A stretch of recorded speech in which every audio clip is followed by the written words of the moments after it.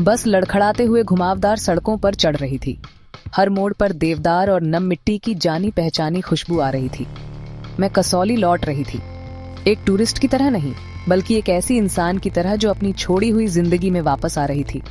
शहर अपने शोर और अपनी डेडलाइन के साथ एक दूर के सपने जैसा लग रहा था। यहाँ पहाड़ चुपचाप खड़े थे, देख रहे थे। मैं आर्या हूँ, एक जर्नलिस्ट। मैं दूसरे लोगों की कहानियां लिखती हूँ, लेकिन आज मेरी अपनी कहानी मुझे वापस खींच लाई थी। मेरे पिता नहीं रहे थे। खबर अचानक ठंडी हवा की तरह आई थी, जिसने मुझे बेदम कर दिया था। सालों से मैं इस जगह से, इसकी यादों से दूर भागती रही थी। अब मैं धीरे धीरे एक एक कदम करके उन्हीं में वापस जा रही थी। गांव ज्यादा नहीं बदला था। छोटी लकड़ी के घर पहाड़ की ढलान पर चिपके हुए थे।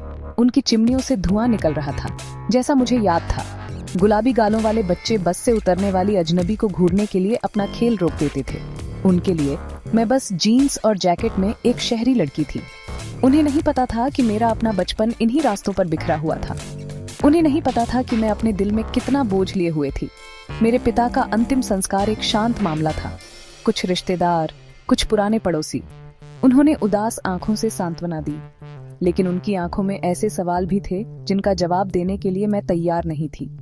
मैं इतने समय तक दूर क्यों रही थी? जवाब कॉम्प्लिकेटेड था, एक ऐसी कहानी जिसे मैं खुद अभी तक पूरी तरह नहीं समझ पाई थी। जैसे ही सूरज ढलने लगा, उसने आसमान को नारंगी और बैंगनी रंगों से रंग दिया। कसौली की सुंदरता लगभग दर्दनाक थी। यह एक ऐसी सुंदरता थी जिसे मेरे पिता अब नहीं देखेंगे। यह एक ऐसी सुंदरता थी जहां से मेरी माँ सालों पहले गायब हो गई थी। मैं एक चट्टान के किनारे पर खड़ी थी, नीचे घाटी को देख रही थी। हवा ताजी और ठंडी थी। ऐसा लग रहा था जैसे पहाड़ रहस्य फुसफुसा रहे थे। मेरे परिवार के बारे में, मेरे अतीत के बारे में रहस्य। मैं अपने पिता के अंतिम संस्कार के लिए वापस आई थी, लेकिन मुझे लग रहा था कि यह यात्रा सिर्फ उससे कहीं ज्यादा थी। यह क्लोजर खोजने के बारे में थी, जवाब खोजने के बारे में थी। यह एक ऐसे सच को खोजने के बारे में थी जो बहुत लंबे समय से दबा हुआ था। मेरे चाचा, मेरे पिता के छोटे भाई मुझसे जबरदस्ती की मुस्कान के साथ मिले। वह अब गांव के सरपंच थे, एक महत्वपूर्ण व्यक्ति।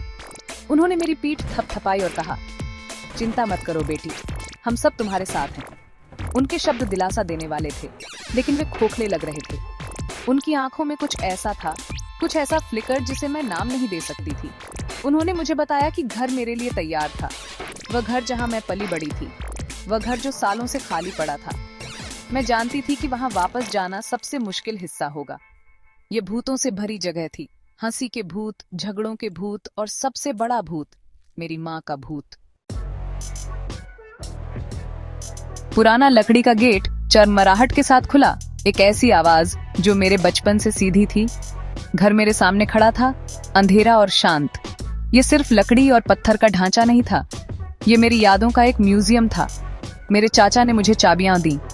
मैंने इसे साफ करवा दिया है, उन्होंने कहा, लेकिन बहुत समय हो गया है। वाकई बहुत समय हो गया था।